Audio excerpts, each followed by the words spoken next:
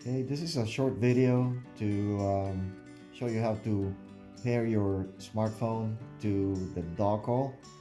For this demo, we are going to be using the DockAll D115, which is Azpen's latest model.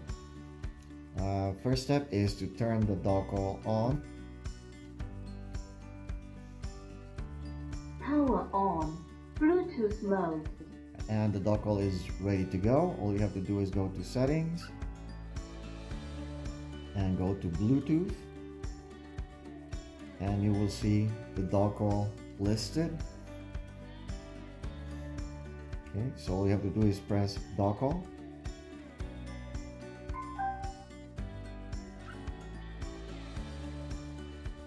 If for any reason your smartphone disconnects from the DockAll, all you have to do to reconnect it is to locate the play pause button, long press it,